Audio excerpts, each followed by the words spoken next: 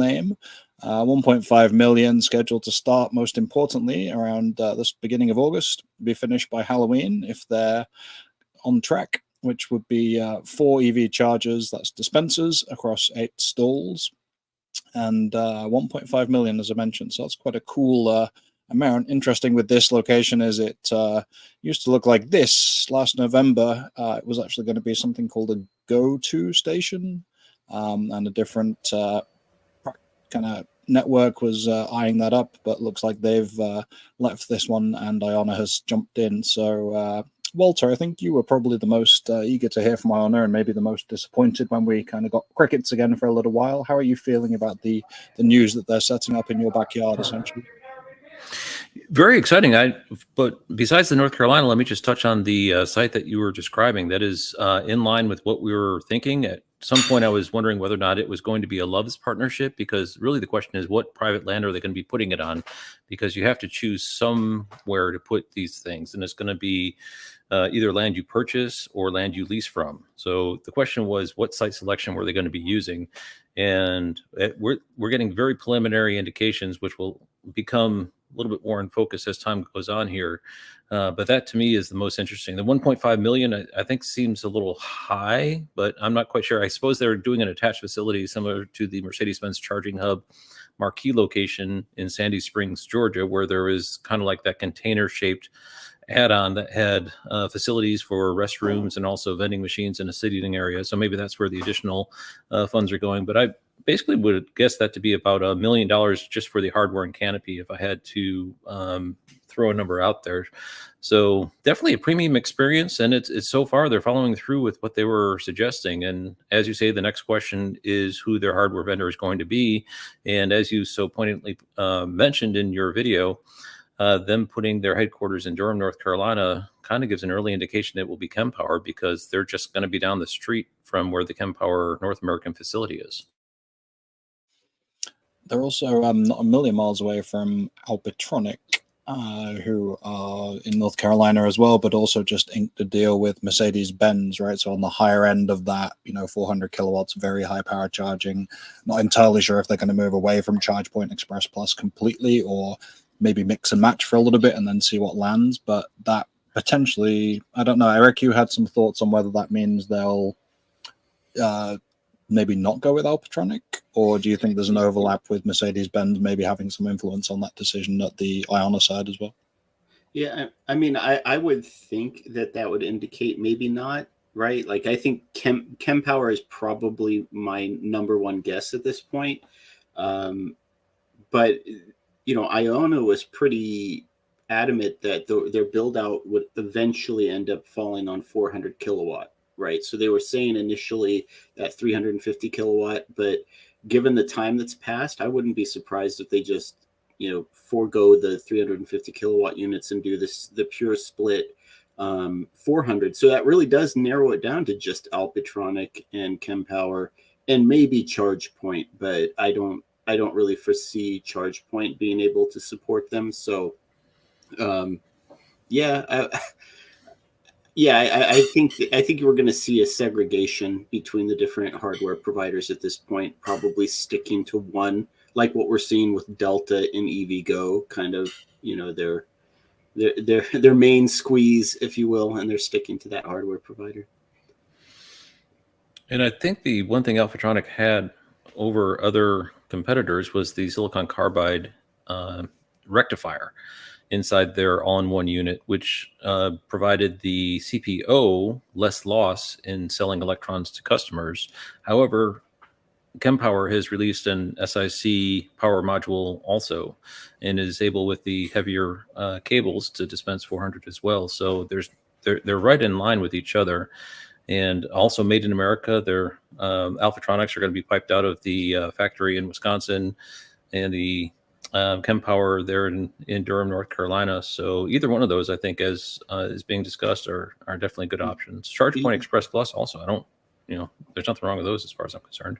Yeah, I wouldn't rule out ChargePoint Express, but then the other dark horse might actually also be ABB. They also recently released a SiC silicon carbide inverter with a 400 kilowatt dispenser too. So, ABB is also, I guess, in that running. So it's going to be all 400 kilowatts from here on out. 350 is going to look positively antiquated.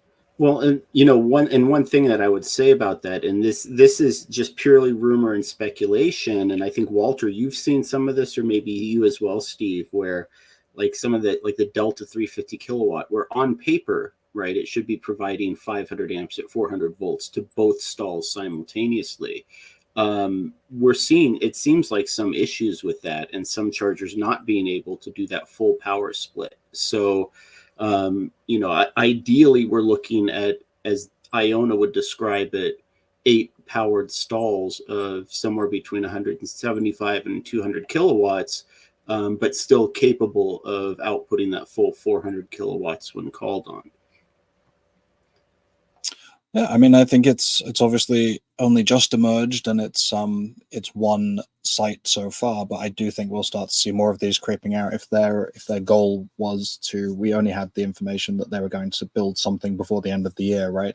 So knowing now that that's really on the early side, I mean, summer now with it being August, and if all goes to plan and they do get the completion by the kind of fourth quarter, but still having some room to breathe at the end of it, we could be looking at, I mean, double-digit sites might not be out of the question. I think it was around that time that, maybe a little bit later even, that Pilot Flying J got kind of fired up this time last year, right? And they were on 2025 by the end of the year. Yeah, and surprising to everyone, they opened 8 in one day. A couple of them were sleeper sites that no one knew about. Other ones had been spotted ahead of time, but they did go up very quickly. So it could all come down to the partners in that case, whether they've got someone who they can uniformly kind of roll it out like a Buc-ee's or their own Travel Plaza in Pilot Flying J's case. Well, and Steve, I would also advise cautious optimism, right? Because they target that 10/31 construction completion date, but as we're seeing, it's also on the utility side, and sometimes that activation can take months after the construction is completed. So maybe 10/31, and we've seen this with Electrify America, right? They we're done. We put everything in the ground. We walk away, and it's months and months and months until that site goes live. And so we're hoping for the best, I think, but I would be cautious about expecting this site to be open by the end of October. If it's not open for trick or treating, I'm not going. There we go. All right. I don't think we're even going to touch on Fisker, to be honest, because if we want to talk about it later, we can. That was my other news item in the bucket there. But to be honest, I think we already knew where that was headed. So I'm going to go straight to the viewer comments and greet everybody, and then we'll get Chris Bow up to talk about all things Ford and sales models. So starting from the top, good evening to Andy Getch down in Fort Myers, Florida. Big Barney over in Western New York. Good afternoon to Tom Palmer in San Diego. 2020 Ball TV.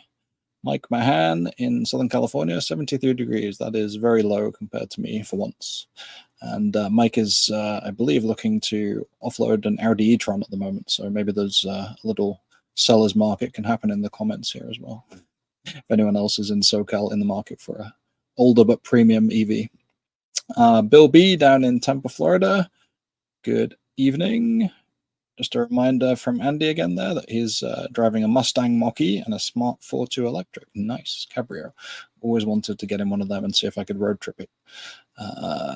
Bill is in a Q8 e-tron Taycan rear-wheel drive as well. Leonard, hello from Tulsa, Oklahoma. Crazy Postman over in the center of the country. Yeah, that one hurt. I just heard about that as he posted this into the chat here. He was supposed to be getting his Model 3 Performance in just a week, so now it's pushed back to September. I did see that, yeah. That moved on from the Ioniq 5 and was expecting a quick delivery of the Tesla Model 3 Performance, and unfortunately now on Elon time again. So that's back to driving ice. Maybe that's a video in itself if you want to share your woes. Mike is in a e-tron, a Lexus RZ 450e and a Model 3. A Big Barney we know is in a Bolt EV 2019 and a 3. Lots of acronyms there. I'm going to kind of keep cranking through here. Got lots of greetings. Thank you very much, everybody, for dropping where you are and what you drive. Lance in Northern California, up there with Eric, with a Rivian R1S and a Tesla Model Y. Very nice, stable indeed.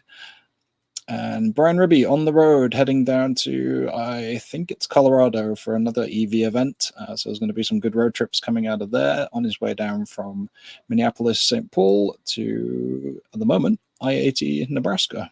Safe travels to you and Joan, and I'm not sure if Ellie's with you, but I hope you have a good time no matter what. And I believe I've caught everybody. No, there's some more down the bottom here. Tyler at the Average EV, good evening. Is in line for an Equinox EV, so you're going to get a lot of good content on the affordable end of the market coming very soon, as always.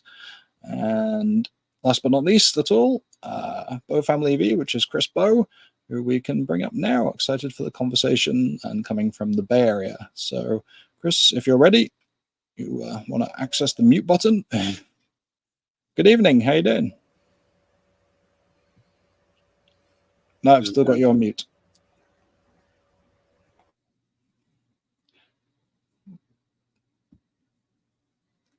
I can't unmute you, but if you want to unmute yourself, then we'll be good to go. Nope. Control D. No joy. We can see you. Are we still muted? I got you now. No, we can hear you now. There we go. Good Tricky evening. technology. How are you It's only doing? doing fantastic. You'd think we'd figure this out since the COVID's been however many years ago now that we'd get the mute Still do. button It figured happens out. to me plenty often. So Loved hearing Chris, you guys talk about Kim Power and Alpatronic out there in North Carolina. Just came back from a trip a couple weeks ago and did their grand opening at Kim Power and went and swung by Alpatronic as well. So both great folks to see coming over from Europe here to America, and excited to see what they roll out there. So loved hearing you talk about that. Yeah, I think my hardest part here is knowing where to start, what to pick your brains about, because you have a lot of trips recently. You've been on the, as you say, over to North Carolina and covering some great stuff from the Kempower facility. I think you were at ACT Expo in Vegas, was it?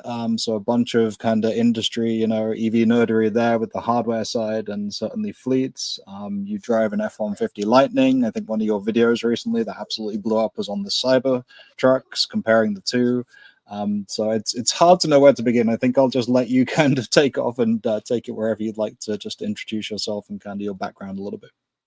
Yeah, my name's Chris Bow. I do the Bow Family EV channel on YouTube, as well as Turn Down for What podcast. That's on YouTube and Spotify and all the typical spots where just amateur efforts. We're EV enthusiasts. The other two gentlemen I do the podcast with, Josh and Jesse, are out of Tennessee, also Lightning owners.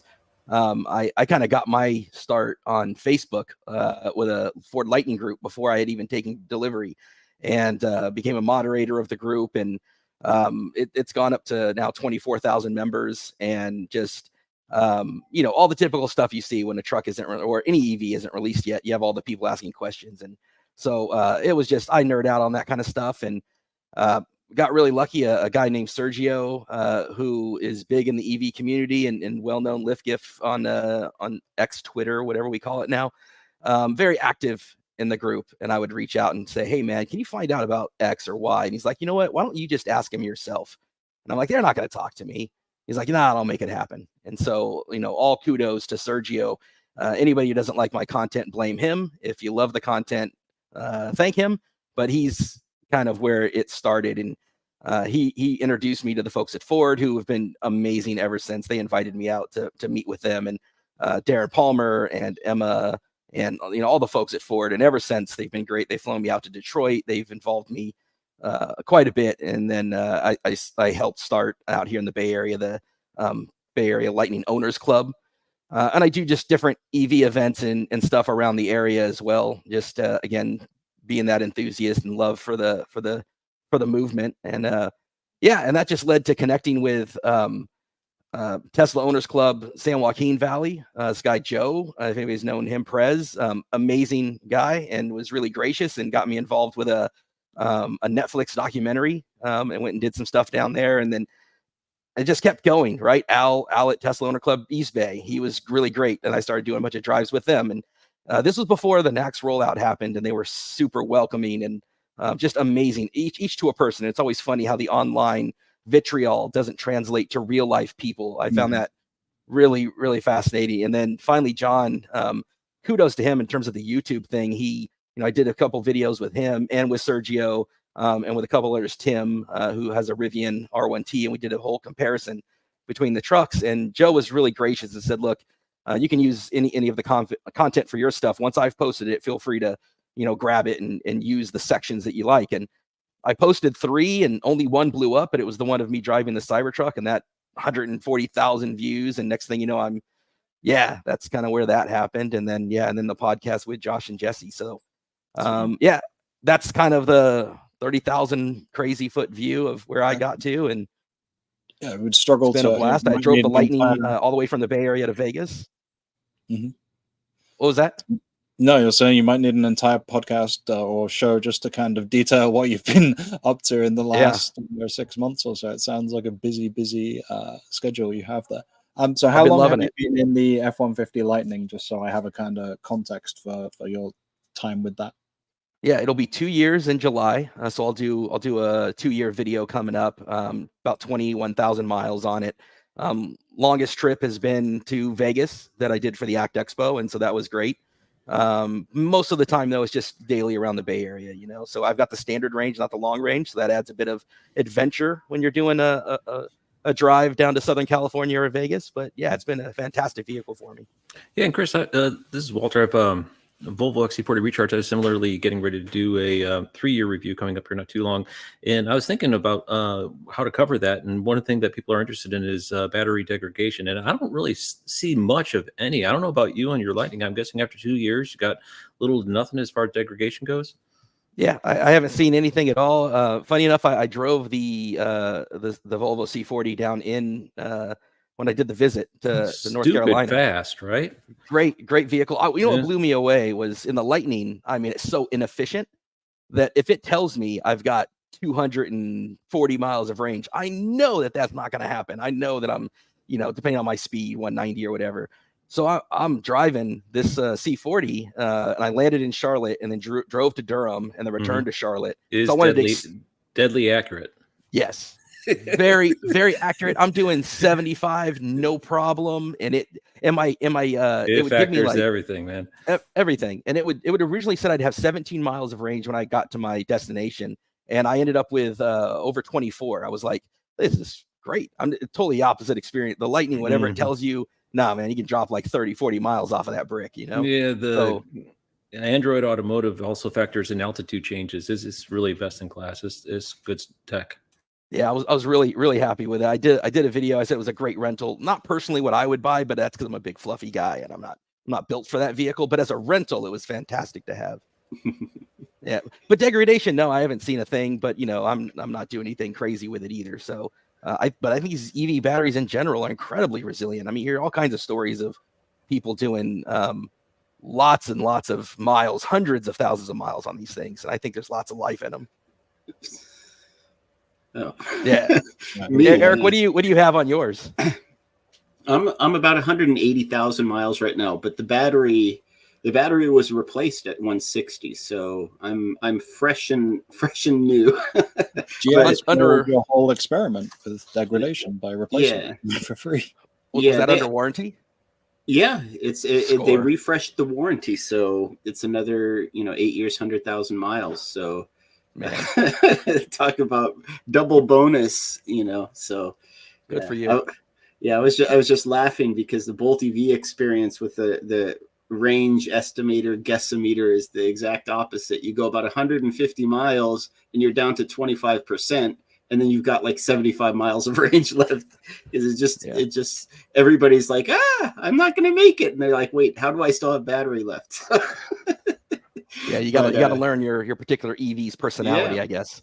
Yeah, they're all different, unique, but yeah, I wouldn't expect much degradation in the Lightning at all. So Ford did a really good job of adding that buffer in. So, and that's where my car, I made that mistake of charging to 100% every day for the first year. And I think I lost about 5% battery capacity just in the first year because of that. So after I stopped doing that 100% charge every day, my battery degradation just leveled out to almost nothing. So Yeah, I don't have the extreme colds. I mean, you'll get some 90-degree days out here, but I don't have extreme heat. And I don't go to 90, or I don't go to 100. I go to about 90, which in the Ford, I think in reality is like 82 or something. And because they've got that buffer, like you said. So it's it's been great. Yeah, Yeah, what's no the problem. size on the standard range pack? 98 kilowatts. But in I don't have that smarter brain, so I just round it to 100. Which makes it easy. Like, if I'm getting 2.5 miles per kilowatt, I got about 250. If I'm it makes it really simple on the 100 ish kilowatt, right? To kind of estimate how much you have going. So I kind of like that aspect of it. For sure. So I think I'm going to move the scheduling around a little bit here, because you mentioned some of the folks at Ford, Chris, that you've engaged with, and obviously I think outside of Tesla, I've had Ford on my list as probably the top over-the-air update company, certainly with the power-ups that you get, but also as a kind of advocating for consumers and getting in there. And the adapter has been one piece of it, getting that out to you, to Ford owners, and obviously it's quite backed up. I think I saw an interview with Jim Farley saying they got 100,000 orders, and maybe they've shipped a few thousand out so far, so there's obviously a big backlog of wanting those. But in general, the Ford ownership experience, from what I've gleaned from you and from Liv and Patrick's content over at Marquee Vlog, seems to be very hands-on. They're on social media, they're trying to get out there to see what the owners think, how they can improve the vehicle. I'd love just a couple of minutes on your ownership experience, and notwithstanding the fact that you're in the bubble now, and you know all the EV folks, of course, so there's an element of that. How has it been as an owner, and what are you seeing from Ford in terms of kind of communication on the EV side? Yeah, they're really fantastic. I did get myself in I won't say trouble, but they definitely reached out immediately. I sometimes forget how closely they follow some of us. When I did post about the Model E change in terms of the dealer relationship that I know we're going to get into, immediately got an email, just, hey, just wanted to share some information. And it was like, oh man. But yeah, they're really great. I was super lucky, along with Sergio, to be the two guys in the Bay Area, along with a gentleman out here in the Bay Area, Igor, with the Mach-E group, to get those adapters early on. His actually got handed to him by Jim Farley personally. And we have here in the Bay Area their labs in Palo Alto. So they invited a few of us to go, and I got to meet Jim Farley. He's literally signed my truck, and it on the back of his F-150 that he drove across a little bit. I wasn't across the country, I guess, but it was a good little journey. It kind of led ultimately to the NACS thing. My club sticker for the Bay Area Lightning Club is on the back of his truck, and we snuck it on there during the meeting. They were really great about letting it stay there. So there's a couple shots where you can see his back window has got our sticker on there. But they've been fantastic. They flew us out to Detroit, a group of us, and let us do a lot of Q&A.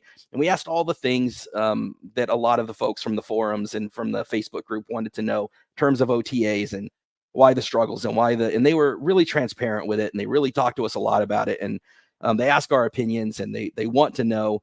I get the real sense that they want to make the best product possible and learn not just for this generation, but for the future, T3 that's coming. And I'm just a big fan of everything and the way they do it. I wish it was faster. I wish it was quicker. I do think there's some technology problems that although they are very transparent about, they want to carefully explain it. You know what I mean? Things are in the pipeline a lot, and I just don't think it's easy with the module system. And Jim Farley's talked about this. I just don't think it's easy to update these the way it is with a Rivian, a Lucid, a Tesla. I think it's a big gap in this generation. Although they won't come out and say it, I personally do not think that this generation will ever be like a Rivian, a Tesla, a Lucid. I just don't think computer-wise, module-wise, they can't just decide, hey, the guys in Palo Alto want to do this. Cool, now push it. There's 100 different module vendors that have to coordinate, and what's their schedule, what's their availability to get something like a pet mode to operate. How many modules are involved? How many vendors are involved? How many different code languages? What schedules are they on? They get it to you. Now you've got to test it. If there's a problem, how many revisions do you have to do with those modules? It's so deep and complicated. And I wouldn't say they have to test it. They could just do, put it in a box, send it out there, and see if it works or not. Yeah, they are definitely extra, especially with the brands using the Mustang brand and the Lightning brand. And I actually, with my 9 to 5, I have an E-Transit as well. Okay. Yeah. And so we do some great stuff. I love the E-Transit, and I bring it into any kind of events I can. It's a fantastic vehicle for the way we use it as a fleet operator. So I've seen it, everything from the fleet side to the to the resale side, and definitely the way that they are very, very cognizant of the F-150 brand, the Mustang brand, and there are pluses and minuses to that. The people controversially have said, I don't know if it's a Mustang. Why did you name it Mustang?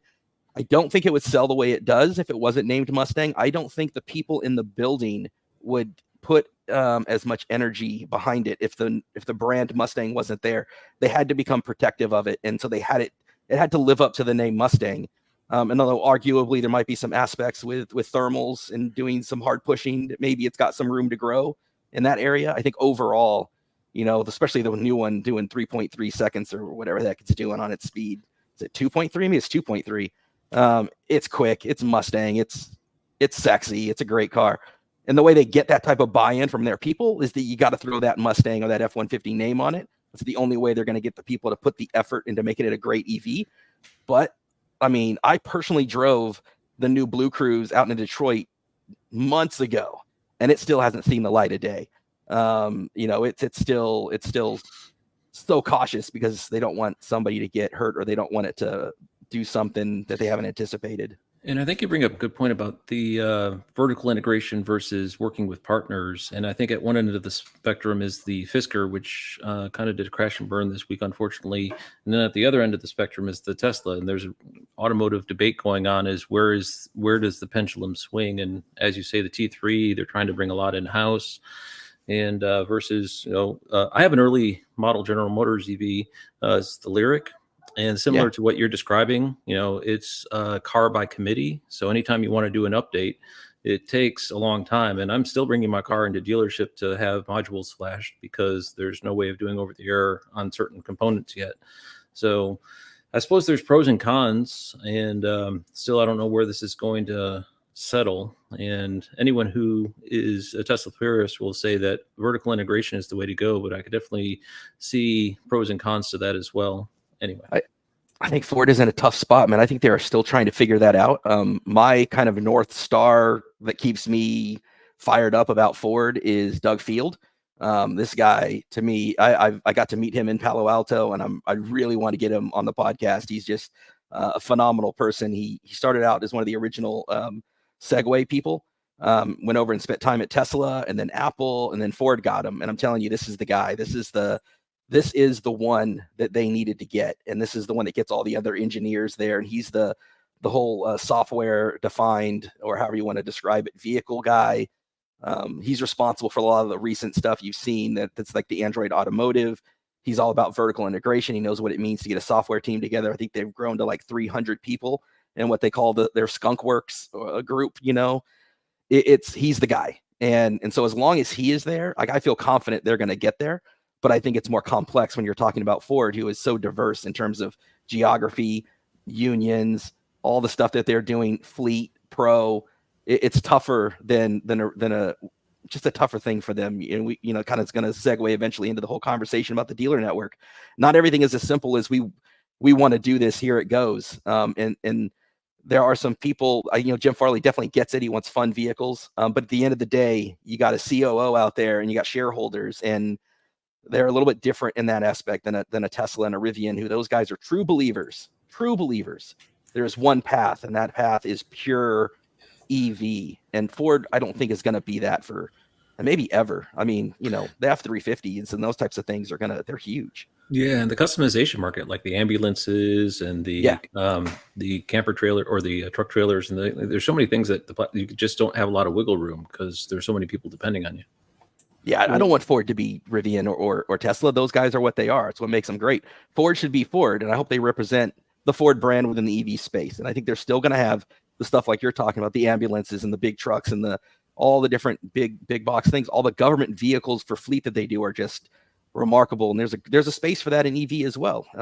Police vehicles, all that kind of stuff, like park and recreation vehicles. They've got a huge diverse brand. They have different stuff in Europe than they do here, different stuff in different, the F-150 doesn't even sell in a lot of their markets. The key there, the big ones there are the Ranger and the Maverick size vehicles. I mean, they've got a whole different deal that they've got to work through in terms of their supply chain. And so I don't know that they'll ever get purely vertical. I mean, all the time they post the number one, American made vehicles, and Ford's not on that list. It's assembled in America, but a lot of those come through a very diverse supply chain and across multiple lines. You won't find a Ford vehicle in the top 10 of that. Built in America versus sourced, different, right? Getting into semantics there, but it's built in America, but it isn't. The parts, the components that come from a wide supply chain.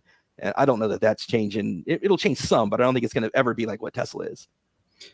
Yeah, and I think that contrast with Tesla and Rivian is, you have to think about it from Rivian and Tesla's perspective. Is they don't have a choice, right? Like they have, planted themselves in the corner that the only vehicles that they offer are electric. So everything that they do is all built around that, where Ford and GM are operating from a perspective of they have a wider market, right, that they're catering to. And so even though they're doing their electric vehicles, they're producing millions of non-electric vehicles too. And so how do you coalesce those two under the same brand? But, that being said, and I haven't seen these numbers from Ford, but GM, when they published with Ultium, they said that, hey, look, these are ground up EVs, right? Start from scratch EVs. They still share 70% of their content with an internal combustion engine vehicle, because you still have tires, you still have brakes, you still have windshields, you still have body panels, you still have all of the other components that go into every vehicle that's on the road. So only 30% of those components are unique to the EV, and the rest of the 75% are universal. So how do you bridge the gap between those two different offerings, right? And so, like I said, Ford, I think, and GM are in that similar space of they're transitioning to fully electric eventually, but that pathway to get there is going to look very different, than Rivian and Tesla. And there's an advantage to that too when it comes to a side of the business that for Ford is incredibly profitable, which is their fleet, their Ford Pro division.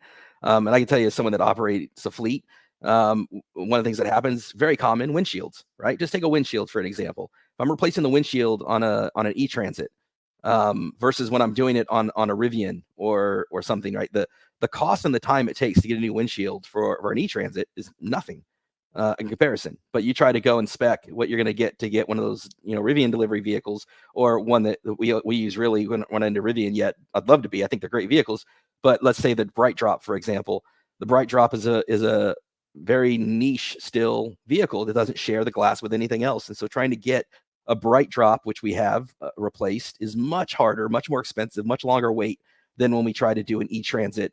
Or another one is one made by a company called Exos. And they just they make the chassis underneath it, but the existing, what we call a P1000 that goes on top of that chassis is the common same one shared with ICE. So if you're a GPO, if you're a fleet, if you're that, right, there is an attraction and a cost component to these things that you're going to have to deal with. And if I'm going to try to go Rivian or something else, it's something I have to factor in. I think it's part of what Hertz ran into, right? When Hertz goes and runs their numbers by all measure, and I'm sure there's a number of other factors, but one of those measures is maintenance. It's just not as common as some of the other more common vehicles when it comes to maintaining and replacing.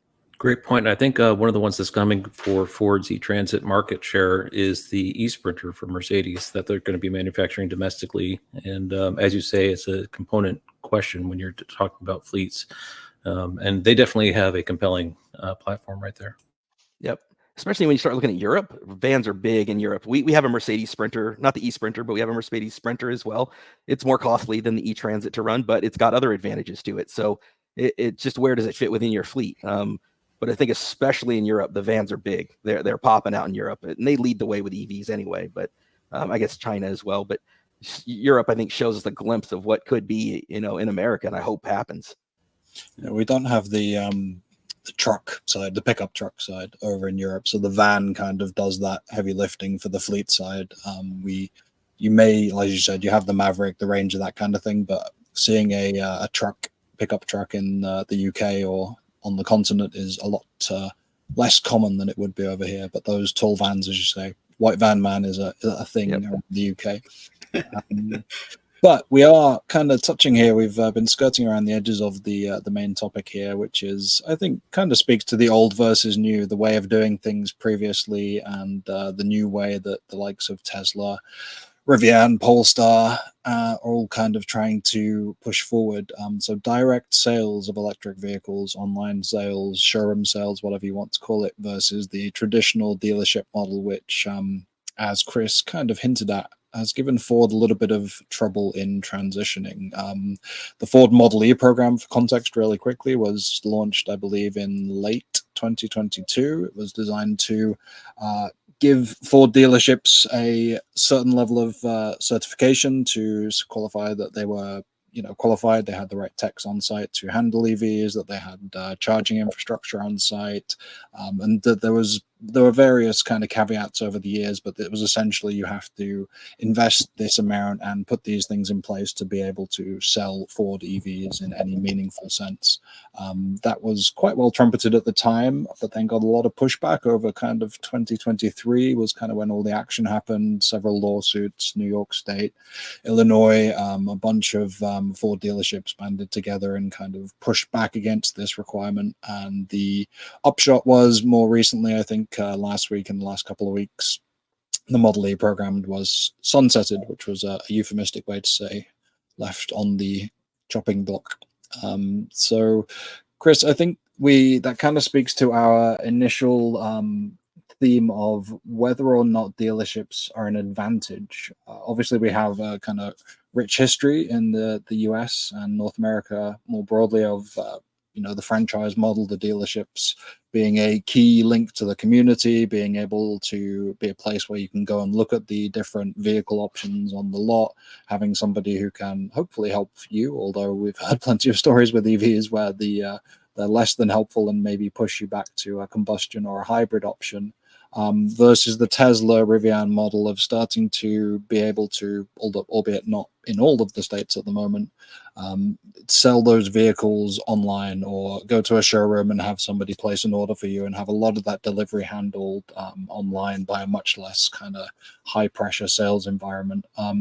Maybe kind of your initial takes on the Ford Model E program, where that kind of went wrong, if you think it did, and where you think it will go next. Yeah, I think, man, so much to unpack. I like to make the analogy, honestly, with production, because I think what happened was, early on, especially as the Lightning was first launching, there were these 250,000 wait list for it. They couldn't keep up with production, and I think that at that point, it looked like it was never going to stop. Right? Tesla was, you could take and buy a Tesla and then sell it for more than you bought it for and then upgrade. Like, that was just the moment that we were in, right? And I don't think people realized that it was just a moment, and got a little enthusiastic and got a little excited, like this could be the way. And so I think what happened was a couple things, very similar with production, where originally, very early on, if you looked, Ford was saying, like, we're going to produce like 20,000 of these. And then they're like, whoa, hey, this is great. No, we're going to do 150,000 of these and go to 3 shifts. And they stopped the line for a while and they rebuilt it and they got it so that it could do 3 shifts and 150,000. And then, the bottom fell out of it and they had to kind of pull back on it and say, no, we're going to be closer to probably 40,000. And everybody's like, oh, they slashed production. They cut it. They did not really. Like, it's still growing, right? It's still growing. It's still there. It's more than year 1. It's year 2 is more than year 1. Year 3 will be more than year 2. It's going to grow. It's slashed from a projection, from a hypothetical, from a vision, from a dream, from an aspiration, right? And I think Model E is very similar. It followed that same trajectory. It was an aspiration. And in the exuberance of the moment, as everybody was like, man, Tesla is out of control. Look at this. They are going to rule the world. They're blowing up. They're in China. They're going to build in Texas. This is going to be incredible. and Rivian and all these others, right, are just launching like crazy. And in the moment, I think they thought, we're going to go to 3 shifts and we're going to sell the heck out of these things, and dealers are going to get it FOMO, right? They're going to be like, fear of missing out. I'm going to be motivated because I don't want to be left out of this market. And because of that leverage, because of that idea of this thing, you guys better get on. In fact, we did a lot of episodes on Turn Down for What about how Toyota was missing it, and are the other, Chevy, are these guys going to get on? They were having problems with Ultium. Ultium was great in China, but the software in the US was just a dumpster fire. And so we're like, oh, these companies, Ford gets it. And I bought into the vision, and I bought into the aspiration. And then when the bottom fell out, they lost their leverage. That's really what it is, right? Because there's not a fear of missing out anymore. In fact, I just literally went to a dealer that I'm close with this past week. They had 2 Lightnings on the lot. Both were the Flash model. Both were in their pro area, and neither one had the 240 plug for it, which I'm a big fan of. It's one of the big parts of the Lightning for me. And that's all they had, 2 Lightnings, because they're so afraid of having that giant inventory that hit them at the end of 23. Because unlike Tesla and Lucid, the confusing things about Ford numbers are when they say, hey, they're reporting 2 different things. When they report our sales, that's the sales they made to the dealership models. And then when you're reporting deliveries, which they've had record deliveries, that's because they slashed all of this existing Model 23 inventory and incentivized it so they could get it off the lots. You'll notice how late it is in the game that 24 models are showing up, for Mach-E GT, Mach-E Rally, the Flash. The 24 models are just now hitting what's almost a mid-year cycle year, because they had so much built up inventory. And then when you look at the revenue for Q1 of Ford for the EV side, not deliveries was a record, but revenue was 0. There was no revenue because they sold nothing to the dealer network. And that dealer network now has the leverage, right? In that moment, Ford had the leverage. And so they put out there an aspiration, one that I was super excited about. But when it dropped out, just like people thought, oh, they've slashed production and, cut. Not really. They slashed a vision. So they didn't really cut Model E. Model E is still a thing. It's still its own division. They're still going to report out independently of the rest of the company. They've redone the program now, which opens it up to everybody, because now the leverage is on the dealer side. Now Ford, if they want to sell these vehicles, needs to sell it to anybody willing to buy it, and whether they have a DC fast charger or not. So that requirement's been dropped, but they are still required to put level 2 charging. They are still required to do training. The one thing that you just can't require is enthusiasm. And I think that's one of the big gaps, is the dealers don't have that natural enthusiasm. At ACT Expo that we talked about, when you hear the guy talk about the Tesla Semi, you can tell that that's a true believer. And the way he talks about Tesla Semi compared to the way Volvo and Kentworth and others talk about electric semis, worlds apart. And I think Ford in that way is that legacy, very diversified global company.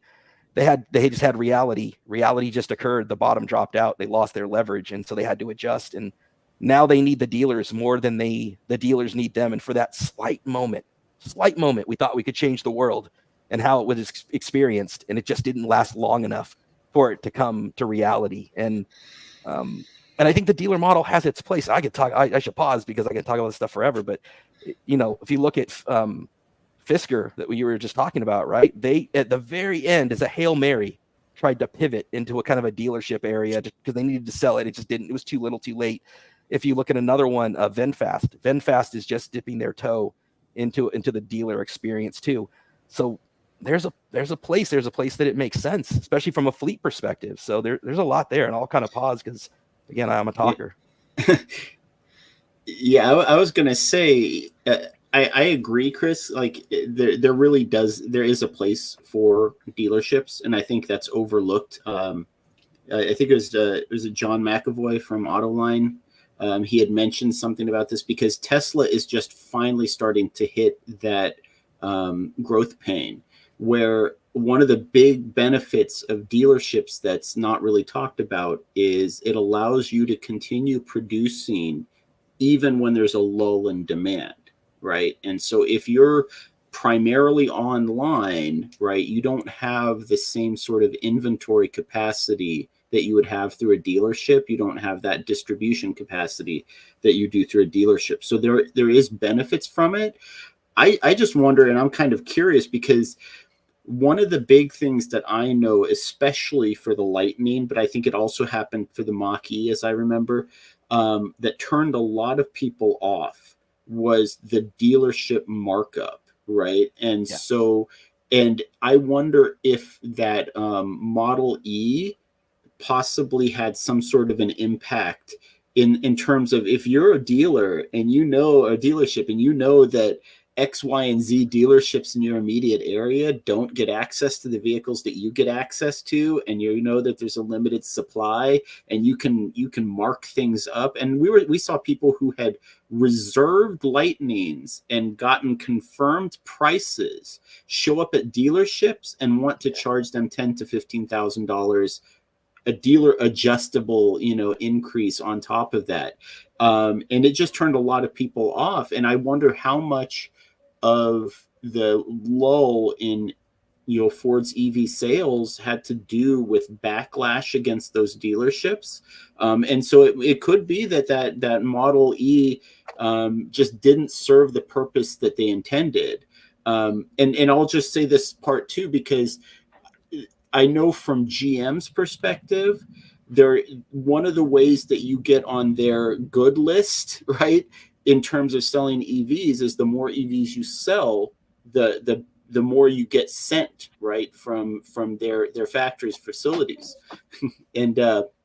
And so there's one dealership in LA, or in Southern California in particular, where I bought my Bolt EV from originally, where they sell so many more EVs than everybody else because they sell just at invoice. They're just, hey, we get it in, we sell it for that, and we're out the door. So they're all volume, and that's why they get the turnaround that they get in their EV sales. And so if Ford missed that in their dealership, it's almost a meritocracy, right, of the Ford dealerships that move the most EV products, regardless of whether I have a DC fast charger, regardless of whether their service center can service those EVs, the dealerships that move the most EVs should be getting the most EVs, right? Like, it's all that would be my sort of look at it from the outside. Those dealerships that weren't doing the markups, that weren't doing the predatory price increases, that weren't trying to rake their customers over the coals. They're just selling the cars for what they said they'd sell them for and get them out the door as quickly as possible.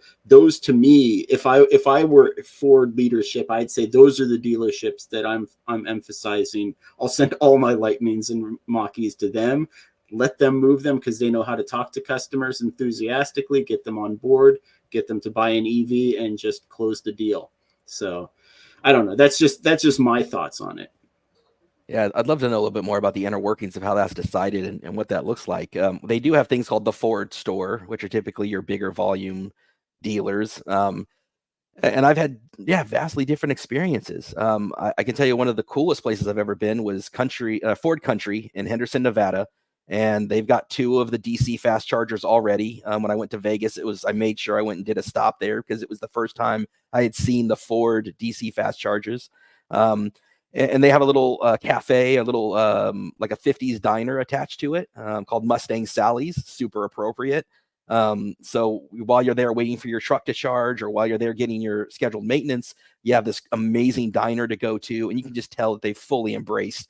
And there's a few dealers around the country, they're just kind of that way. They're just all in on the customer experience, but I've had friends get the Lightning and the Mach-E and try to find a dealer. And sometimes you have to go. I had a buddy of mine here in the Bay Area literally had better pricing out of state, because in California they do so much. And then finally he got it when he was like, hey, I'm going to go to Arizona and pick one up. This local dealer finally kind of gave in and did the sale. But it's the dance, right? Like, nobody enjoys the dance. Maybe I shouldn't say nobody, but man, you got to be a special kind of person to enjoy that dance. A high percentage of people that do not enjoy that dance, I think.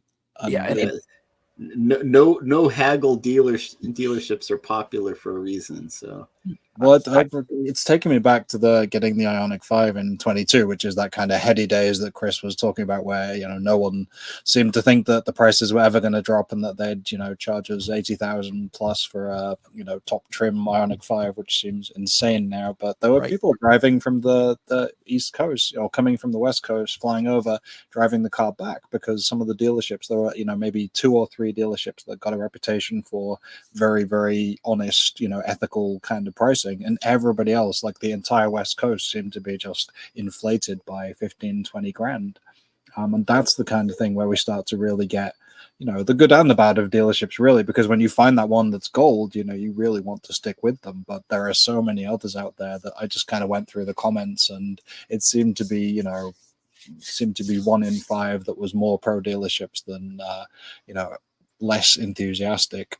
So I think that kind of brings us on to, the pros and cons of direct sales, because there are certainly folks, I think, who prefer the fixed pricing, the ability to go into a much less pressured sales environment. I know just from my own experience in places like Polestar Spaces, there's a lot of things about Polestar that don't kind of sit with me, but their brand ethic, their design of their spaces is, very calming, chill place to be. There's people there if you need to ask questions, but they do not push anything onto you. I haven't been in a Rivian one because that's a bit out of my bank balance at the moment, but I feel like they have the same kind of vibe to them of not trying to really hammer you too hard to make that purchase. So where do we see the pros and cons on the Tesla side, the Rivian side, the Polestar side of that model being able to go online or into a relaxed environment and really take the pressure down a notch, if you like? Yeah, I mean, I did a trip to Long Beach for a buddy of mine, Will. F the Pump is his X handle, and well known down there with SoCal EVs and that kind of thing. Amazing guy. He got delivery of a Cybertruck, and I drove down to be part of that day with him. And we walk in there, and he just brings out his phone, and they transfer it on his app, and he accepts it and do the whole reveal, right? And it was so seamless. It was so fun. I'm getting chills even remembering how cool that moment was. It was super early on, and it was so perfect. There was no haggling. Let me have you talk to 4 different people. Let me have you talk to my finance guy.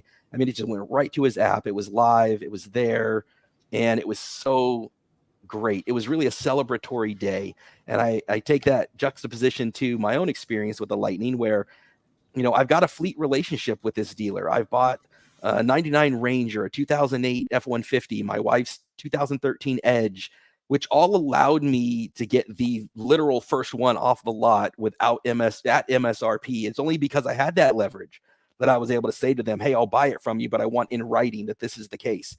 And they put it to me in writing. Yet still, when I get to the dealer, there's $1,000 add-on GPS on a truck that has GPS.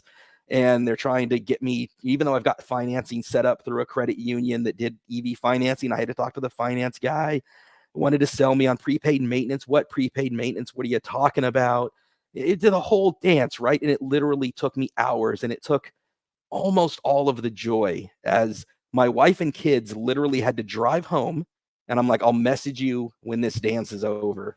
And then I got to drive the kids home and the first drive in the Lightning, and that was all fun. But even for me, that happened, and I had to fight to get that $1,000 taken there. I can't take it off. Like, you can and you will. Here's the email. And then, that is such a dramatically difficult experience. But then on the fleet side, doing my fleet business and stuff with them and warranty work is such a great joy compared to, I have friends that every's an exaggeration. How many Tesla friends do I have who take delivery, it's imperfect, and they all have to bring it back? Like, so many people have to bring it back, and it takes 2 or 3 times to get it just right. And it's there are other aspects, right, that are favorable to the dealer experience. And it's a tough deal, though, man. It's a real tough one. Yeah, but Chris, did you get the etched glass and paint protection? No, or the underbody to protect from the road salt. Yeah, right. Yeah. All of that. Just stop. Nobody wants that. Can I just? So I want to be able to buy it online, have paid for it, walk in and just have an amazing day, right? Ring the bell. Let's celebrate. Let's have this be. And it just can't be in the dealer. It needs to stop saying absolutes, but it so often isn't in the dealer situation. There is a flip side to that. What you're referring to is a high demand product, which it's hard to get at MSRP. But there's a flip side where there's a lot sitting on a lot. And if you're buying off a fixed price, there's no way to negotiate below. It is what it is, and take it or leave it. My personal opinion is that although dealerships are getting a lot of bad press recently for their capitalist motives. If you look at how this panned out over time, I personally think that Tesla's headed in that direction. Just about 8 miles from where I live, there's a new Tesla facility. Normally there's Tesla sales centers and Tesla service centers. They said, hey, what if we made one big building where there's both a sales and a service center under one roof? And that's what they put in near us. And probably in a couple of years, it's going to be like, hey, I bet we could sell a couple more of these cars if we put our salespeople on commission. And then they're going to think, well, I bet we can get a couple more of these buildings out there if we franchise these out. And there we are. Tesla is just one of the club after that point. My personal opinion is that although dealers have been getting a lot of bad press, I find a lot of comfort from being able to ubiquitously drive around the country and have a service center with a trained technician able to service my car should I need it. Being able to call a Tesla service center and have someone come service my car during a breakdown, or where do you tow the car to, or a Rivian, God forbid. I mean, where are you going to tow that puppy to? Or a Lucid, same thing. So or if you really want to get deep, your Fiskars and your VinFast, yeah, right. Well, right. Yeah, VinFast has the dealer network to some extent, but yes, absolutely. So my personal opinion is that because there's the disruptive technology of electric vehicles, the people who are pure electric are being hailed as the new way of doing business, and so there's a lot of disruptive technology that is trying to be latched onto, and this is positive sort of thing. Yeah.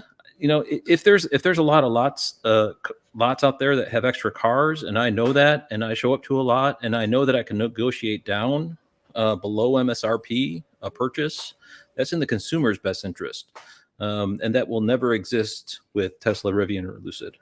It's the ultimate supply and demand model, right? I mean, when supply was low, they were marking it up, and when supply is high, you're getting crazy deals on Lightnings. If you can get some 23 Lightnings now that are fully loaded, and they're getting slammed for capitalist motives, but capitalist motives have what we live in a capitalist society, and we're bad. It's it is what it is. Yeah, and I kind of feel like with that direct sales, like the online sales, it is kind of meet the new boss just like the old boss, because even within something like Tesla that probably has the most mature online sales, you're still getting upsold things. Like I think the big draw to that online experience is, one, you just don't have to deal with other people, right? And it's a consistent configurator, right? That you plug in what you want online, but you're still getting upsold. Even after you get the car, you're getting upsold software, right? So it's not like it's that different. The only real difference is there's no personal interaction at this point. I mean, I will say that there are horror stories with the dealership model, and that's it. One example that I could give is 2 different Bolt EVs. The one I got for invoice. I took a friend to a different dealership 20 miles away. I walked in with her. We got a price on paper. She had to go home, get her checkbook. When she returned the next day to buy the car for the agreed upon price, they charged her $8,000 more when I wasn't there, right? And that's literally 2 dealerships selling the same car 20 miles apart. And one of them is a perfect experience. I walk in, I don't get harangued. I don't get bothered about all sorts of add-ons. They just sign the paperwork, do the financing, I'm out. And 20 miles away, someone gets upsold $8,000 of stuff that they didn't ask for and didn't get the price that they were promised. And so that lack of consistency with dealerships is, I think, what's driving people to this direct to sales model. But the direct to sales model is still a sales model. It's just there aren't people involved, right? So like I think we're seeing at this point in time almost a fusion of the two. I mean, just FYI, the configurator for the Chevy Silverado EV just went online. So if you want to go buy yourself a $96,000 RST, it's there for you. But yeah, we're seeing a fusion, right, of the dealership model and the online model kind of just merging together. And Steve, correct me if I'm wrong, Hyundai is experimenting with purchasing vehicles off Amazon that get delivered through the dealers, and it's not really taking off. As far as I know, my personal opinion is that fixed price concept is advantageous for the manufacturer. It's not advantageous for the consumer. But that's just maybe I'm misspeaking, but at least that's my impression. Yeah, You're I think all it comes getting down to, MSRP. yeah, it comes down to visibility of pricing more than anything else to me. It's because it's not as if Tesla doesn't switch prices around. You know, they change on a dime. And if you brought at the height in 2022, you're underwater pretty quickly on that vehicle, you know, 6 months later when the prices started caving. So you do still have that. It's just being aware of what the price is from day one, because it's more a standard configurator price. But Hyundai has been all over the place as well. You know, they do have this Amazon experiment, which has caught a lot of dealer eyes, but I don't think is really fully baked yet. They're doing subscriptions for vehicles. I think there's maybe 2 dealerships in my state that have the I think it was called Evolve subscription. They're looking at $700, $800, you know, for a Kona Electric or an Ioniq 5 in most cases per month. Limitations on, you know, how much you can drive, that kind of thing. So it's just another form of leasing in that sense. But it does kind of play to this idea of they're all trying to figure out a new way of doing business to see if they can be a little more online, a little more e-commerce friendly, but none of them really have it figured out yet. To Chris's, circle back on Chris's point, you know, they all have aspirations that they want to play in the EV space. They want to do what Tesla does to an extent and have their own spin on it, but nobody's quite there yet because they have these old ways. They know that it works for combustion, but the EV space is a little different. You're looking at a new generation of buyer. You're looking at people who, by virtue of being early adopters, have very obsessive kind of detail oriented. You know, they know exactly what they're going in for. They know how much it's priced at this dealership and that dealership. But once we get into the mainstream, how many of those folks are really going to want to buy online? Just, you know, go with the price that is there. Great, but also maybe not have taken out for a test drive, asked the questions that they want answers to. And that kind of gives me a chance to jump to the comments here quickly, because there are a few thoughts on dealerships and folks' experience. So Houston Huggins, who actually said good evening to Walter, I should start with, checking in from Greenville, South Carolina. But his comment was dealerships are unfriendly spaces. Reps are not helpful, not knowledgeable about the products they sell. Certainly, I think that could be true of electric vehicles dealerships, but I don't know how much that's going to change in the near future here. So there's certainly a plus in the category of direct sales for that, I think. What else have we got? Leonard has a quick comment towards Chris. The Lightning may be a touch behind on software, but is excellent. Otherwise, it would still be my next choice if he did not have a Model 3. So it's a great vehicle. Kind of feet in both worlds there, potentially, maybe wanting to move to one of the more traditional automakers, but just really depends on the quality of the product, right? If you have something that is in demand and does the job, then, you know, if it's a Ford, if you've had experience in a Tesla, doesn't necessarily matter there. And we've got from Leonard as well, going to be harsh, but I feel like saying if you prefer a dealership over direct sales might be an instance of Stockholm syndrome. Dealers are sleazy and unnecessary cost on your car. Well, So go ahead. I was just going to say, and I wonder about that point, though, is online sales, direct sales should be removing employees from the mix, right? So it should be a lower cost, but we're not necessarily seeing that. So where is that money going to? Right. So if you're employing fewer people to sell a vehicle, but consumers are still paying the same price, why are you paying that extra cost? It's so definitely not going to the local economy. Yeah, exactly. It's being fed somewhere else, and it's not to someone who's working to sell you a vehicle. I'm always reminded too that the state of California itself is a bubble, and then within the EV community, it's a bubble within a bubble. And then when I go to other places, I get these opportunities to travel and talk to friends, and even as I get to experience other EVs, which I just love to get inside of them and drive them. The vast majority of consumers, they want to walk in and have this whole palette of options available to them, different colors, different interiors. They want to get in them. I've definitely found that, there were different aspects of the Cybertruck that felt different. And these are not analytical decisions when you're buying a car. It speaks to the soul, to the heart, to, what you fall in love with. And sometimes you need to it's like online dating versus going to see somebody. You need the pheromones. You need to see it move. You need to see you approach it. You need to, right? There's so much, I think, to really falling in love with a car. And sometimes you can do that so much better at a dealer.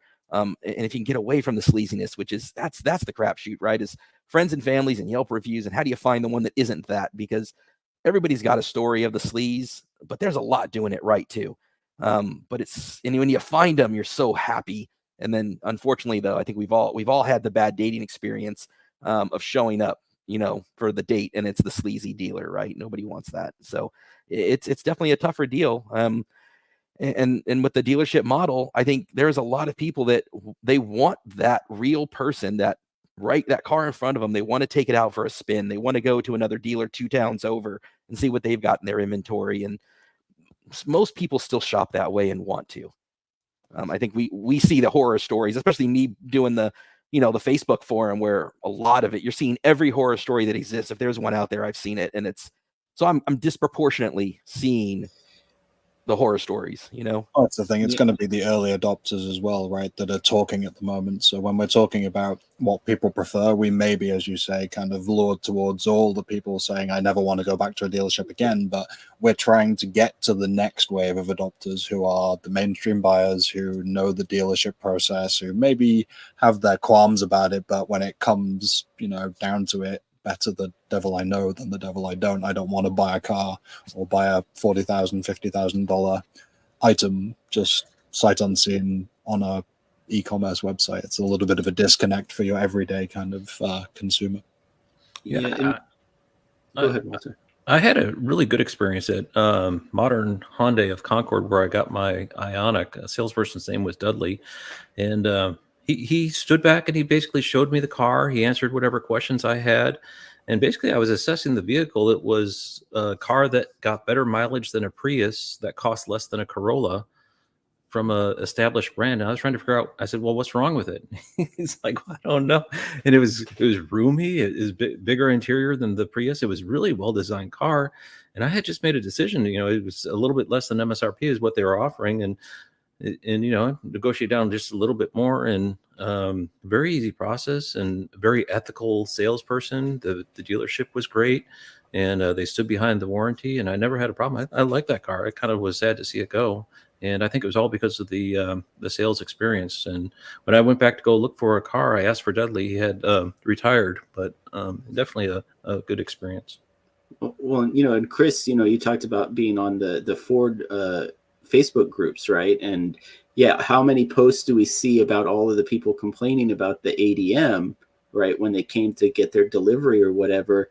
But if you just went and picked up your Ford like you wanted to, no ADM, you're not posting complaining on the group, right? You're not vocalizing this to the world. You just had a good experience and you move on with your life. So it's really the people that had the bad experience that are more likely to share it, and share it loudly. And I support them for doing it. They need to call out the bad dealerships so we know who to avoid in the future. So, although funny enough, the big thing that we've had over the past probably 6 months plus is everybody jumping on prospective buyers. We opened it up to not just being owners only, but prospective owners if they answered certain questions. And so we have all these people like posting their details. Is this a good deal? Is this a good deal? And they're sharing where they got their deals and what parts of the country have them. And then you've got some of us legacy folks that are just shaking our heads like, stop posting this, because it's just killing me. I've taken such a depreciation, such a hit. And I'm just like, man, I paid $70,000 for my standard range, and now for $65,000, someone's getting a fully loaded extended. And I'm just, I would never replace the 2 years of experience I've had for that, but there's a lot of people, that they took, for the people that did pay the ADMs, for people that did buy the $100,000 premium spec, and man, they're looking now and just, you had to know that though. You had to know that as an early adopter. And it was funny enough. Those days were so crazy that when I went to pick up my vehicle, they offered me $10,000 to walk away. They're like, I will cut you a check for $10,000 if you walk away, because Ford was, if you marked up someone that bought theirs through the proper reservation, you got in trouble. But if you bought it off them, then you could resell it at a markup. So that's what a lot of the dealers were doing. And I was like, no, man. But crazy stuff was happening back then. And now it's crazy the other way. Now you're out there stealing it from them when you start to get some of these incentives now, the 7,500, the, you know, some places like, yeah, New Jersey don't have sales tax. Other places, California's got like $3,000 worth of rebates for the state. I mean, you can really get, I mean, even in my case, to be honest, I mean, even though I paid more than they would today for that truck doesn't even exist anymore. Ford doesn't sell the Lariat standard range anymore. But I got $20,000 in trade-in for a Honda Odyssey 8-year-old minivan. And I did the whole thing where I went to Carvana and I went to CarMax and I got the bids, right? And I went to my dealer and I said, hey, I'm going to go trade this in. And I showed them that, and they beat it. They beat all of their offers because their inventory on the lot was so low that they're like, please sell me your car. And so I got top. So there is the other end of that dealer experience, right? I got a great offer. They overpaid for sure for my Odyssey. And so there's the other end of that as well. You know, out the door, I was 40 grand out the door by the time I did the $20,000 on an Odyssey, 10,000 for state and federal. I mean, my $70,000 truck is 40. So I'll take that deal. And at a 2% interest rate, I might add, which today with a 7, I mean, I couldn't afford the truck today, to be honest with you. I got really lucky on the timing. Yeah, plus for me, there's also the kind of the intrinsic feel of supporting the local economy, as I've said before, and the salesperson is getting some portion, which is fine with me. Is, you know, they're doing their job, and I don't know. For me, that's an important part of the whole sales process. I don't really adversely criticize online sales, but for me, the one price fixed price for a large ticket item like that, where it's non-negotiable, it just doesn't. I don't know. For me, that's just not how my personality works. I like to negotiate, and as you say, touchy feely. The form, the experience, and the different colors, and kick the tires, and all that stuff is an important part of the whole process. Was it Saturn that used to do the whole like one fixed price, and that didn't work for them in the long term? So I mean, it's been tried, and Tesla's just got the advantage of such a high demand, and for so long they were the only player, you know, either in the game or they weren't the only player, but they were just so far ahead of everybody. Yep. You know. So there was a related comment there from Cecil Martin. Could Ford revive the Mercury brand as direct sales, as there are no more dealers anymore? Mercury might be before my time in the States, but the Saturn sounds familiar. Was that something of a similar arrangement? Yeah, Saturn was a GM, right? Yeah, but were they similar? Was the Mercury idea something along? It was like a single price, no haggle type of. Yeah, like low, you know, bargain, you know, value type of sedans. You know. So it kind of the brand side kind of speaks to our final point here, and we'll bump up against time, but we'll try and go through the kind of brand value and that name, and the not just the name of the manufacturer, but the name of the model itself. Chris, you talked a little bit about, you know, would it have done as well the Mach-E if it wasn't a Mustang? F-150 Lightning, obviously we know the heritage of the Lightning selling, you know, being the top selling vehicle model for decades now. And there's this kind of distinct approach from the different manufacturers of either electrifying a mark and model line that you already have in place. So we're seeing that with GM a little bit here now with the, well, completely almost really, with except for the Bolt EV, the Silverado, Equinox, Blazer, all standard, you know, names from the combustion world. Lightning and Mustang, obviously, we know as well. On the other side, for General Motors, you've got Cadillac, which is, you know, moving into that kind of lyric, as Walter can attest. Optic, Celestiq, you know, they're getting new models there. Myself with the Ioniq. Escalade IQ. Yep, that's there as well. You're right.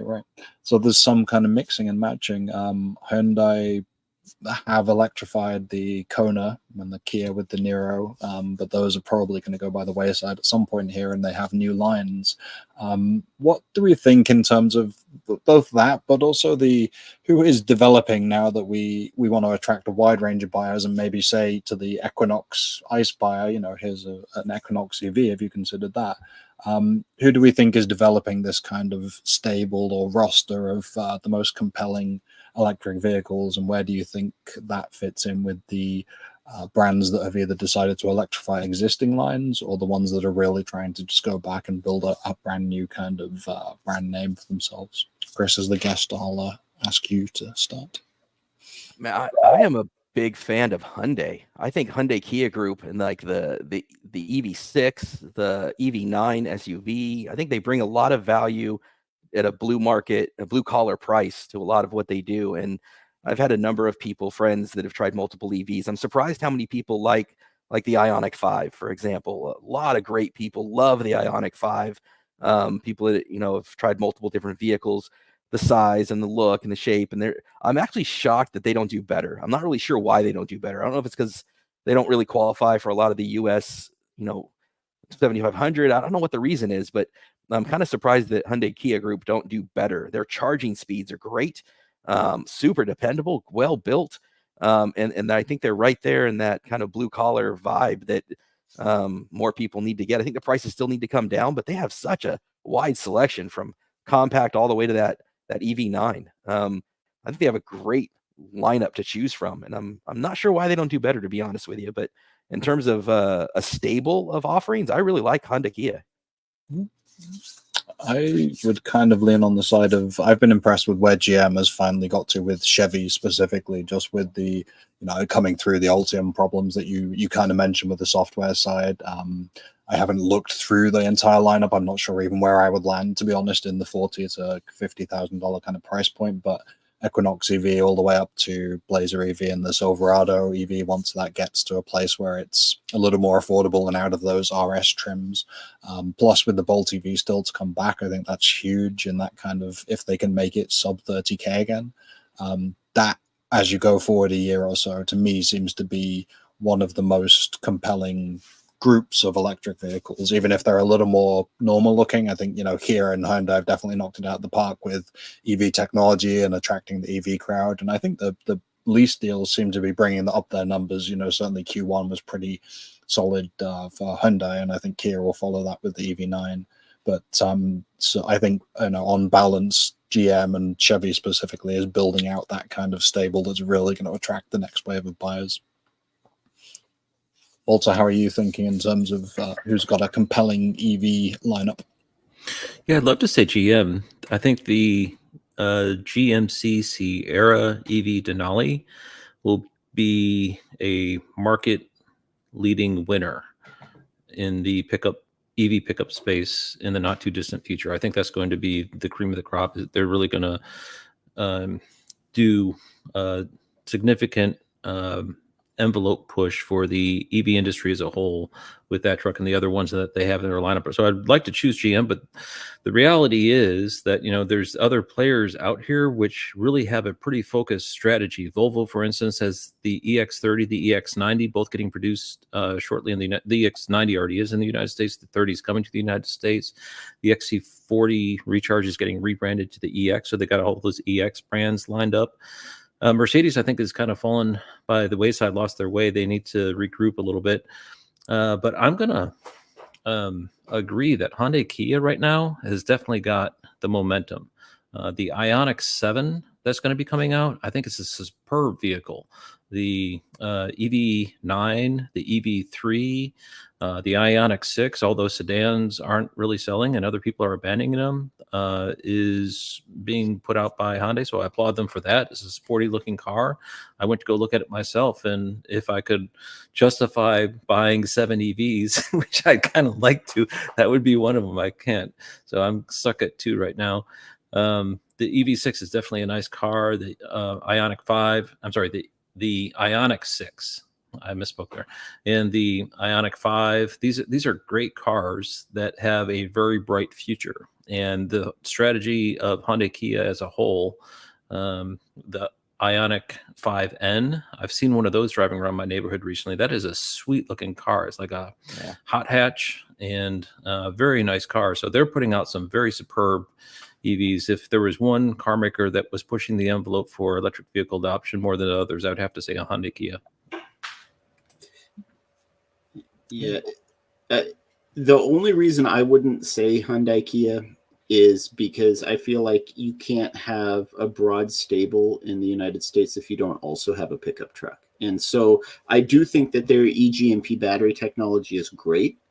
And if you're going to make a 200 to 300 mile EV truck, you want it to be able to charge to 80% in under 20 minutes. And right now, none of them do that, right? Like none of them come close. But that lack of an option, I mean, the EV9 is a great addition, a 3-row, SUV that almost puts the Hyundai Kia group to the front. But I think just in terms of a stable of offerings, I don't see how you can't say GM at this point. And I know that they're only partially into rolling out those options, but they literally have everything from economy subcompacts all the way to full-size pickup trucks and everything in between. And if you give them credit for BrightDrop, they even have their commercial fleet, right? So across the board, they're offering the broadest spectrum. The one thing that I would criticize with them, though, is they're building it all around a technology that's really designed for large SUVs and trucks, right? That Ultium battery platform really, maybe mid-size SUV, you could argue, and up.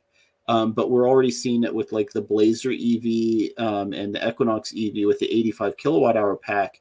The way they've formulated them, their nominal voltage is only 300 volts, right? So you're having to push these high amperages just to get a basic expected charging rate, whereas EGMP, that strategy is way better for anything that's a mid-size or smaller EV platform, in my opinion. So I don't want to go with the tie, and I can't decide, so I'll just say BYD. Nice. Say Fisker and Fisker, yes. more egg on your face than before. Mullen, Let's see if we can- Canoe. I think Chevy's got some exciting stuff. I just like, show me, right? Be around for longer than a sip of coffee. And I mean, the Lyriq looks exciting. The Blazer, I actually like the Blazer better than the Lyriq, just from how I sit in it perspective and the ergonomics and the stuff, that the user interface. I actually like the Blazer. But the You gotta get your back massaged in a Lyriq sometime. It'll change your Yeah. opinion. It's you know what was weird? Little things for me are strange. Like on the Lyriq, all of the settings for the seat are on the door panel on the left in a very strange way. And in the Blazer, they're all kind of laid out better to me on the display screen. Weird things like on the Cybertruck, the fact that where my arm rests and where the window button is underneath your arm, and it's the same thing on a Polestar 2, oddly. And then in the Volvo, for example, the Volvo window sits too high for me. Like I can't put my arm up on the windowsill. Do you know what I'm talking about, right? Little things like that. That's where I think you need to sit in the vehicle. The Lucid is strangely low, and the pillar is right at my peripheral vision. Makes me crazy. That it's strange how much. But again, these are me things, right? Like I sit in the F-150 Lightning. It's like the thing was built for me. It is my favorite car for all the reasons. It just sits. It is decades of F-150 being built for big dudes, and as a big guy, it just feels right. So I think that's where for these other companies, I got to sit in them. I got to drive them. You got to prove them out. How are they going to break down? What software updates are they going to get? I think LFP batteries, honestly, on a lot of these things are the way to go. How many of them are going to offer that? Ford's supposed to have a huge investment in them, with some partnerships that they have.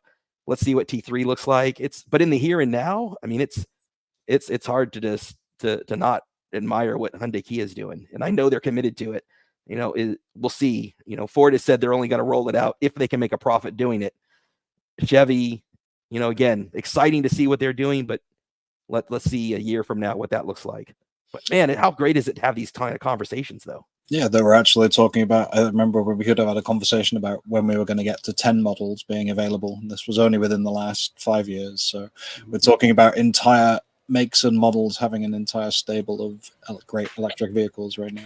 Yeah, there's Ford just in Cadillac, and then there's GMC, and then there's Chevy, and that's just underneath one brand, and then you expand from there to. I think the Bolt coming back also with LFP, that's going to be another segment leader that's really going to do very well. Well, and you could throw in Honda and Acura as well. So two technically reskinned models too. Mm-hmm. That's where I'm quite excited to see brands that haven't even been in the conversation yet. That's where I think we're going to get a lot of our extra sales that we're really looking for to stoke the next 2 or 3 years. Is Honda being in the conversation at all is a huge piece that maybe gets swept under the rug because it's just another kind of mid-priced crossover SUV, but it's going to potentially bring a lot of people who never considered an EV before, and then building out rosters is another piece. Let me go to the comments to see if we can do any tiebreakers. This may put Hyundai Kia over the line there from Leonard.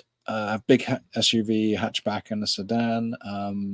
Crazy Postman actually pointed out that they also have the Santa Cruz potentially. I don't know where that is on the roadmap, but they do have the Santa Cruz in the combustion and hybrid lineup. So you potentially get smaller truck, but then people have said they really want a Ford Maverick electric. So there's definitely some potential. I think Maverick would rip, man. If they would do Maverick and if they would do Bronco Sport as an EV, both of those I think would rip. Yeah, absolutely. Bronco, I would be all over. I went to the extent of actually doing a combustion engine test drive, which I don't normally break that rule, but at one of the Chicago Auto Show, I think it was, the Bronco was good enough to make me want to go and have a look. So I did that. Last time I've driven in a combustion car, probably. Dennis Lyon, I think that might actually be a vert for GM because Blazer and Equinox EVs, both a good look. And Dennis drives Bolt, so you got one there. But also does like the Kia EV9. Tyler at the Average EV, who is getting a Equinox EV, as I said. GM vehicles are not built for the future charging wise. Hyundai is future-proofed. Yeah, we'll have to see. I'm more and more, although I really do love the Ioniq 5's charging curve, I don't think it needs to be significantly higher than 150 to 200 as long as it holds it.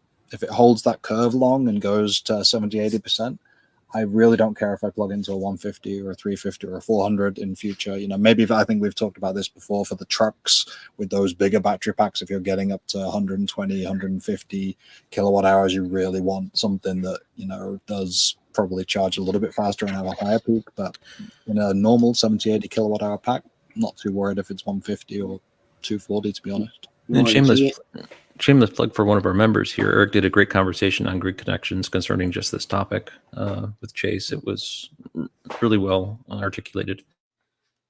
Yeah, I have to go and listen to that after, actually. Walter mentioned that Eric's grid connection dropped, and I thought he was missing the podcast, but it meant he was on the podcast with Chase Drum, who we had on recently for the Grid Connections podcast. So that's next on my listening itinerary. And oh no, what did I say? I was going to mention that. I feel like stuff. Yeah, I was going to say GM has the wonderful distinction too of having both the fastest and the slowest charging EVs on the road right now. So slower than the Nissan Leaf? Yeah, technically. Yeah, in actual, the Nissan Leaf can max out at 70 kilowatts. So the Bolt EV at 55 and the Silverado EV at like 380. Steady rolling. I'm going to jump to the comments quick, then we'll wrap it up. Thank you all for staying a little bit later. Opinionated OG is in a Blazer RS. Actually, it says he gets a lot of head turns when they drive by. It's the red Blazer RS. I'm assuming that's got the really swanky interior as well, which is gorgeous. Great car. A lot of requests to take a look at it. People are really surprised to discover it's an EV. Yeah, that's part of the kind of thing we didn't get into too deeply, but you know, electrifying brands that people already know and then having cars that kind of feel, or EVs that feel like cars, regular cars that they're used to, that's something that I think goes a long way for the next, you know, kind of early majority. Tyler at the Average EV, Santa Cruz EV, that would be awesome. Absolutely. And then I wanted to go back quickly just on the dealership front from RLH Marines, who pointed out he had a sale lady who was in his Camaro 6 forum who was amazing. Let us order a car without meeting us, had the car courtesy delivered to the local, to the dealer. And let's see, just as an in memoriam of a very good dealership story. Rest in peace, Becky Doyle from the Detroit area. So thank you for sharing that with us. I think, you know, when you have those stories, it kind of goes back to Chris's point of, you know, the experience being memorable, and Walter's point with the Ioniq, you know, classic Ioniq.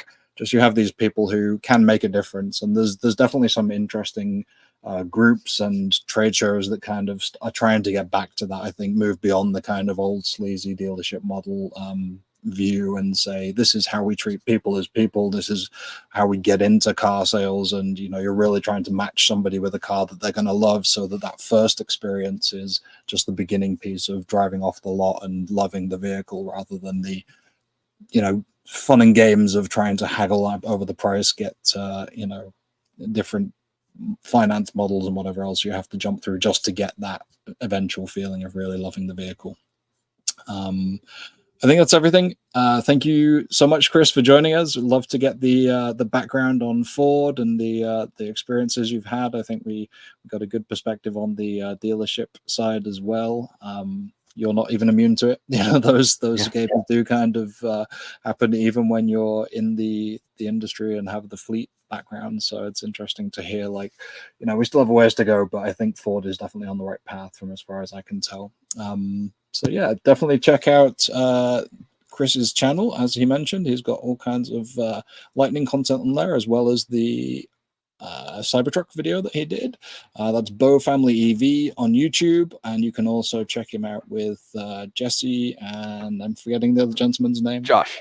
Jesse and Josh, there you go, 2 J's, on the Turn Down for What podcast. So there's all kinds of content. You really, you'll find something there for whatever interest you have, whether it's the charging side, fleet side, vehicle side, trucks. It's all on those channels.